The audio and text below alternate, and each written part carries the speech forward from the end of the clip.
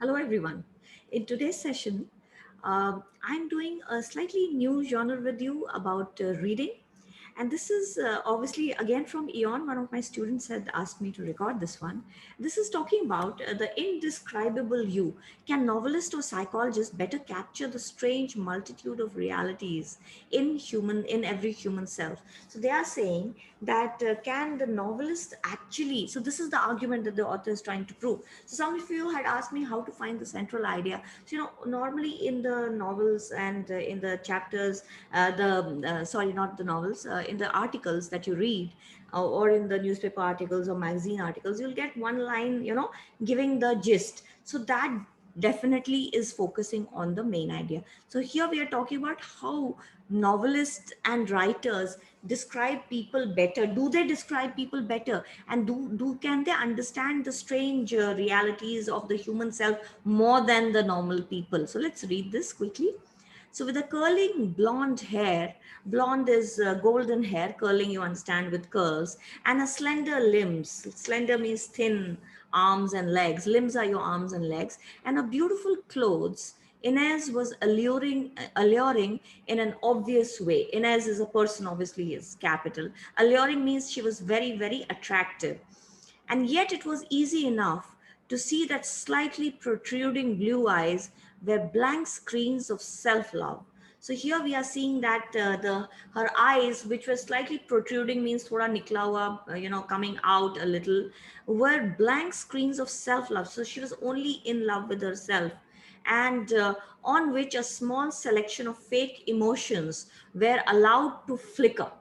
So flicker is just like a candle. So her face was like a blank look, and in which only a few emotions were allowed to show, meaning she was keeping everything inside her. She made rather haphazard impersonations of someone who had relationship with others.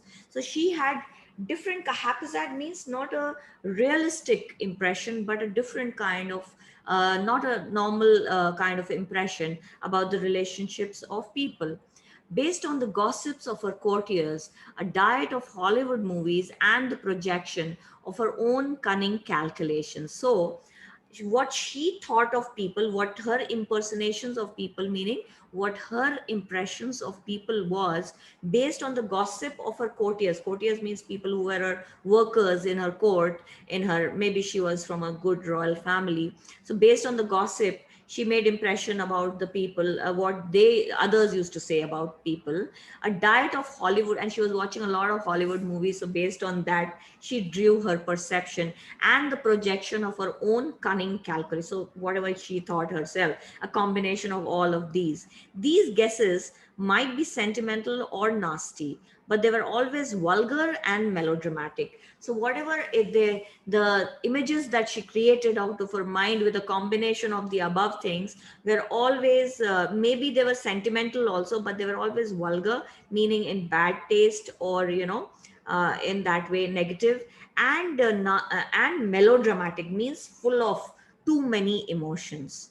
Okay, since she hadn't the least in the answer, she hadn't the least interest in the answer, she was inclined to ask, how are you, with great gravity, at least half a dozen times. So anybody she met, she was not interested in what they were answering, but she would always ask them at least half a dozen, means at least 6 times, how are you. Obviously she has not heard the first time you have replied how are you, so then she's asking again and again. Her 5 minute pe she's asking how are you, how are you. And actually what you are replying, she's not interested, because she is interested in her own world, which she is creating in her own mind.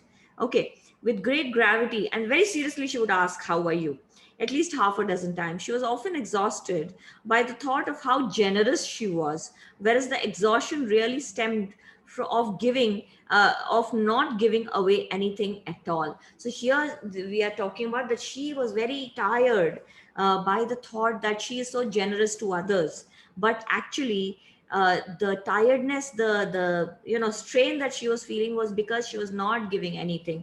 Even her feelings, emotions, she was not giving to anybody. She was totally inside and closed. This amusing passage written by Edward Saint Aubin in his novel At Last, so this novel called At Last is about this woman Inez, touches upon Inez's looks social class, psychology, and behavior. So this at last novel name hai novel ka name, and it talks about somebody called Inez and uska looks and class and psychology and behavior. It's hard to imagine a better description, and it's certainly superior to what people provide to each other conversationally or on dating websites. So now, in conversation, if you would say describe yourself to me, or I would say to you, this description that was given of Inez was much superior than what you or I would write on our Facebook and LinkedIn account or social media, or some people who go on the dating websites. And yet, any particular reader will project his or her own stored images, memories, and worldview upon Inez. She is different in each person's mind.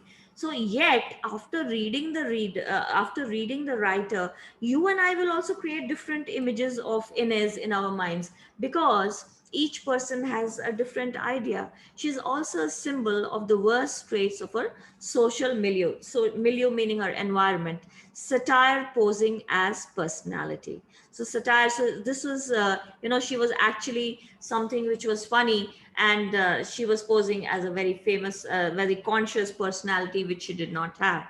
Though normally with less flair than Saint Aubin, we are constantly describing ourselves and others. Now he says that you and I are also with less flair, means not with so many great words and style, but we do describe others. Sometimes the stakes are low, as with idle chat. So sometimes we describe people where you're just gossiping, idle chat. When stakes are low, means it's not very important. And sometimes the stakes are higher, when we are summing up a potential job candidate or a potential love match for a friend. But sometimes the stakes are high when you're talking about a candidate for a job and you're describing his qualities, or maybe you're arranging a match for your friend to get married or to have a relationship with. So when you describe the other person, obviously it's an important thing. So but we keep on describing. That's what he says. Writers search for emotional granularity. So now, but writers, when they describe, you and I describe just like that, this person looks like this, behaves like this, random. Writers or authors, they look for emotional granularity, means emotionally how that person is, something different, the grain, emotional grain, and consequential details and apt metaphors. And they describe with comparison metaphors, when you make something as a comparison. And while sociologists and personality psychologists have come up with sorting tools such as big five personality traits, whereas psychologists and people who describe personalities in psychology and human resources, they have come with traits, how we define people.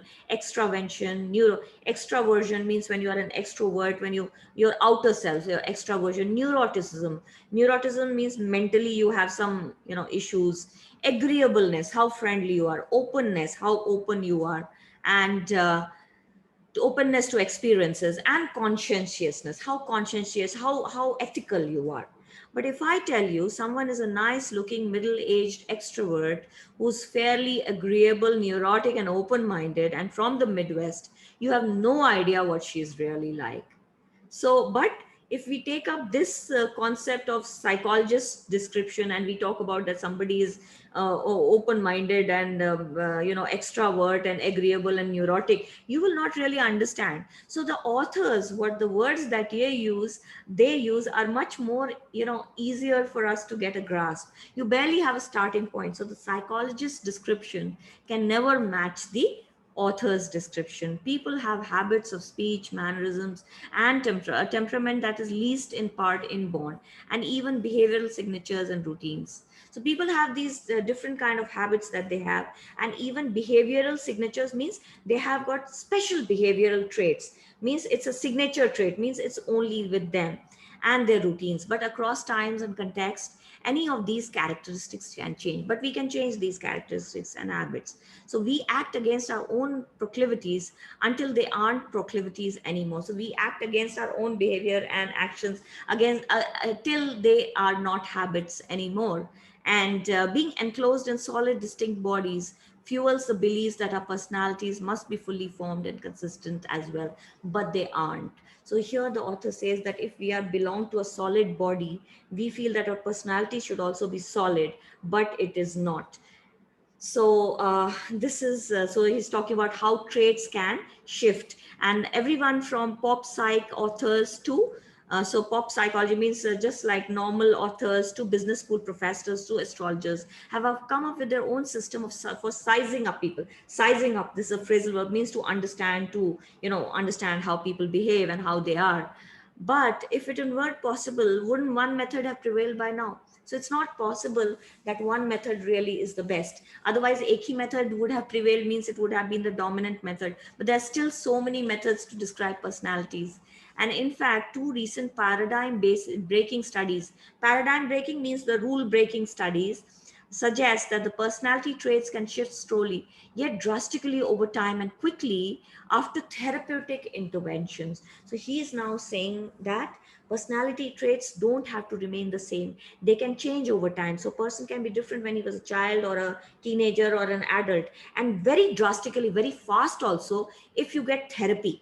So people go to counselors, to psychologists, to psychiatrists for getting that personality treatments done, and this actually changes people. That's what the author is talking about. So he starts from the description of personality and how people describe people, authors and writers describe people in a better way than you or I. And he talks about how personality changes over time. All right. So this was all for today. I'll share the link in the description. Please do like, comment, and share, and get your friends on the Verbal Teacup. We would like to have more subscribers. That would be more, inspiring for me to do more work on the channel. Thank you very much. Bye bye. God bless. So, ending the session now. Take care, all of you.